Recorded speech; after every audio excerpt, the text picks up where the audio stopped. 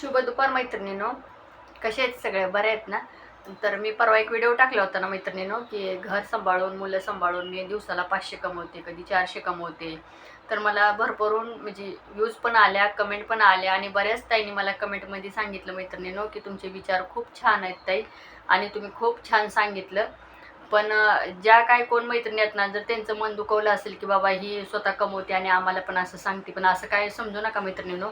फक्त मला एक काय वाटतं, की अ, आपण पण थोडंफार कमवलं पाहिजे, आपण पण स्वतःच्या पायावर उभं राहिलं पाहिजे. ह्या हिशोबाने मी व्हिडिओ बनवते. बाकी माझा त्यात उद्देश दुसरा काही नाही मैत्रिणींनो. आणि मला एका ताईंची कमेंट पण आली, की ताई तुमचे विचार एवढे छान आहेत, तुम्ही किती छान सांगता. तर हो मैत्रिणींनो, कारण ज्यावेळेस आपल्यापाशी नसतं ना, आता तुम्ही म्हणसाल की कमवते, ज्यावेळेस आपल्या स्वतःपाशी काय नसतं ना, तेव्हा आपल्याला दुसऱ्यापाशी पण काही नसतं. ज्यावेळेस तुम्हाला नड अडचण आली ना कशाची मैत्रिणींनो, तर ते मी अनुभवले. तर तुम्ही एखाद्याला जर पैसे मागितलं, की ताई मला 1-2 हजार रुपये द्या, मला लागायचे, तर तेव्हा त्या पण म्हणतात नाही तो माझ्याकडे पैसे होते पण खर्चून गेले. कारण ज्यावेळेस आपल्याकडे नसतं तेव्हा सगळ्या जगाकडे नसतं मैत्रिणींनो. त्यामुळं मी काय म्हणते, की आपण स्वतः कमवा आणि 500 कमवलं तर त्यातले 200 रुपये खर्च करा, 300 रुपये तुम्ही बाजूला ठेवा. मैत्रिणींनो, मी आज त्याच्यासाठीच व्हिडिओ बनवणार आहे. कारण मी कमवते रोजचं 300, 400, 500, पण मी सगळे खर्च करत नाही मैत्रिणींनो. आणि तुम्ही म्हणताल मग काय करते? तर मी जर रोज एक दिवशी जर 200 कमवले ना मैत्रिणींनो, तर मी 100 रुपये खर्च करते आणि 100 रुपये बाजूला ठेवते. 500 कमवलं तर 250 रुपये खर्च करते, 250 रुपये मी बाजूला ठेवते.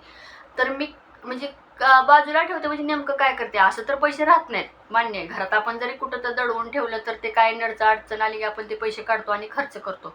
पण मी तसं नाही करता मी काय करते सांगू का मैत्रिणींनो, मी पोस्टात म्हणजे आपलं पोस्ट असते ना, पोस्टात मी आर डी काढली मैत्रिणींनो.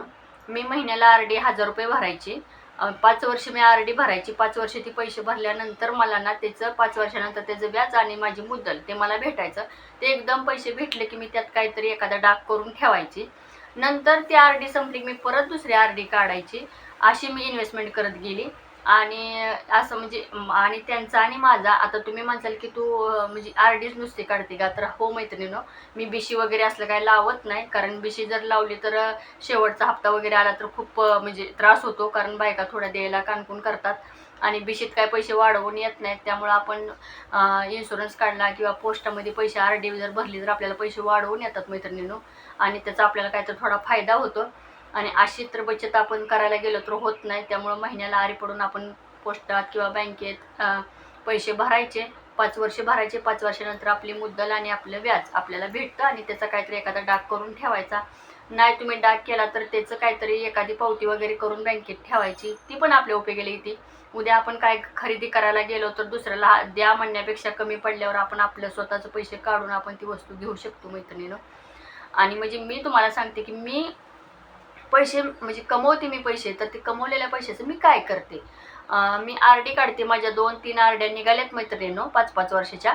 आणि आता पण माझी म्हणजे आर डी आता मी संपली, पण आता मी दुसरी आर डी काढणार आहे. आणि राहिली दुसरी गोष्ट, माझा आणि त्यांचा मी पोस्टामध्येच इन्शुरन्स काढलेला आहे मैत्रिणींनो, दोघाचा पण. आणि त्याचा पण मी हप्ता भरते महिन्याला. त्याचा हप्ता भरते, आर डीचा हप्ता भरते. ते भरून जर माझ्याकडे शिल्लक पैसे राहिले मैत्रिणींनो, ते दोन्ही हप्ते भरून जर माझ्याकडे शिल्लक पैसे, तुम्ही म्हणाल की तू घरात खर्च करत नाही का? मी घरात पण खर्च करते मैत्रिणींनो. जर माझ्या मुलाची फी वगैरे भरायची असेल छोटी मोठी तर मी माझ्याजवळच देते. जर मोठी फी भरायची असेल तर माझा नवरा म्हणजे त्याची फी भरतात. आणि राहिली दुसरी गोष्ट, घरात जे काय दूध वगैरे भाजीपाला किंवा छोटं मोठं काय आणायचं झालं तर मी माझ्याजवळचेच पैसेच आणते. मी हर गोष्टी नवऱ्याला सारखं पैसे मागत नाही मैत्रिणींनो. आणि दुसरी गोष्ट, त्यातनंच जर माझ्याकडे 500, 200, 400 जर शिल्लक राहिले ना मैत्रिणींनो, तर मी छोटासा गल्ला केलाय. ही ह्या गल्ल्यात ह्या गल्ल्यात मी टाकत असते. आणि तुम्ही म्हणसाल की 100-200 टाकते का? तर नाही मैत्रिणींनो, मी 500 रुपयेच टाकते. मी साठवून ठेवते 100-100, 200-200. ज्यावेळेस माझा नवरा घर भाडं वगैरे द्यायला पैसे आणतात ना नोटा 500च्या, त्यावेळेस मी त्यांना ते माझ्याजवळचे पैसे देते आणि मी त्यांच्याकडून 500च्या नोटा घेते. आणि नंतर त्या नोटांना मी ह्या गल्ल्यामध्ये टाकते मैत्रिणींनो. आणि थोडीफार बचत होईल ना तर मी ह्याच्यात करते. आणि माझा हप्ता RDचा हप्ता आणि आमच्या दोघांचा इन्शुरन्सचा हप्ता ते पण मीच माझ्या पैशानं भरते मैत्रिणीनो महिन्याच्या महिन्याला. आणि जर कधी मला काम कमी असेल ना मैत्रिणीनो, जर काम जास्त नसेल, कामं खूप कमी असतील, तर मी माझ्या नवऱ्याकडून मागून घेते. त्यांना मी म्हणते की अहो मला ह्यावेळेस कामं कमी आहेत, माझ्याकडे आता हप्ता भरायला पैसे कमी आहेत, तर मला द्या. तर ते मला देतात पैसे. कारण त्यांना पण माहिती आहे की कधी वायपट खर्च करत नाही आणि ही काहीतरी बचत करते. आणि त्यांना माहिती आहे की मी खूप म्हणजे माझी एकदम रक्कम आल्यावर मी त्यांना माझ्या हातनंच त्यांच्या कामासाठी मी कधी कधी त्यांना पण देते की ही माझे एवढं पैसे आहेत. तर ते माझ्याकडून पैसे घेत नाहीत, ते मला म्हणतात ह्या पैशाची तुला काहीतरी वस्तू घे. तर खोटं नाही तुम्हाला सांगत मैत्रिणीनो, पहिला पण मी एक गल्ला केलेला खूप दिवस झालं. त्या गल्ल्यात पण माझे 22,000 रुपये निघले होते मैत्रिणीनो, पण माझ्या नवऱ्याने ते पैसे घेतले नाहीत.